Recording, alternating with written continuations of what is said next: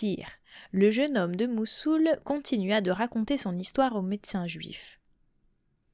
J'attendis, dit-il, les deux dames avec impatience, et elles arrivèrent enfin à l'entrée de la nuit. Elles se dévoilèrent l'une et l'autre, et si j'avais été surpris de la beauté de la première, j'eus sujet de l'être bien davantage lorsque je vis son amie.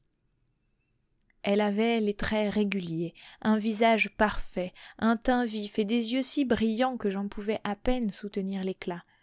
Je la remerciais de l'honneur qu'elle me faisait et la suppliais de m'excuser si je ne la recevais pas comme elle le méritait.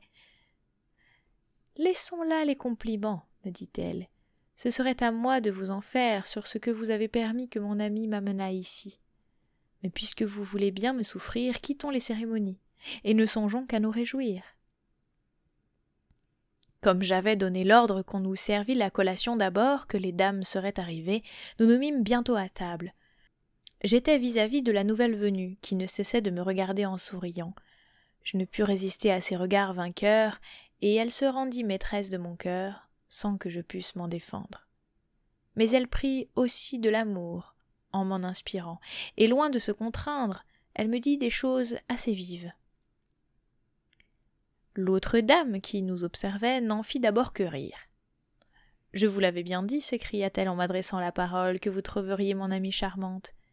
Et je m'aperçois que vous avez déjà violé le serment que vous m'aviez fait de m'être fidèle. » « Madame, lui répondis-je en riant comme elle, vous auriez sujet de vous plaindre de moi si je manquais de civilité pour une dame que vous m'avez amenée et que vous chérissez.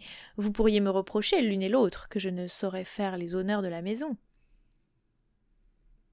Nous continuâmes de boire, mais à mesure que le vin nous échauffait, la nouvelle dame et moi, nous nous agacions avec si peu de retenue que son amie en conçut une jalousie violente dont elle nous donna bientôt une marque bien funeste.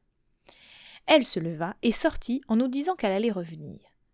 Mais peu de moments après, la dame, qui était restée avec moi, changea de visage. Il lui prit de grandes convulsions, et enfin elle rendit l'âme entre mes bras, tandis que j'appelais du monde pour m'aider à la secourir. Je sors aussitôt, je demande l'autre dame. Mes gens me dirent qu'elle avait ouvert la porte de la rue et qu'elle s'en était allée. Je soupçonnais alors, et rien n'était plus véritable, que c'était elle qui avait causé la mort de son ami. Effectivement, elle avait eu l'adresse et la malice de mettre un poison très violent dans la dernière tasse qu'elle lui avait présentée elle-même. Je fus vivement affligé de cet accident. « Que ferai-je » dis-je alors en moi-même. « Que vais-je devenir » Comme je crus qu'il n'y avait pas de temps à perdre, je fis lever par mes gens, à la clarté de la lune et sans bruit, une des grandes pièces de marbre dont la cour de ma maison était pavée, et fis creuser en diligence une fosse où ils enterrèrent le corps de la jeune dame. Après qu'on eut remis la pièce de marbre, je pris un habit de voyage, avec tout ce que j'avais d'argent, et je fermai tout jusqu'à la porte de ma maison, que je scellai et cachetai de mon sceau.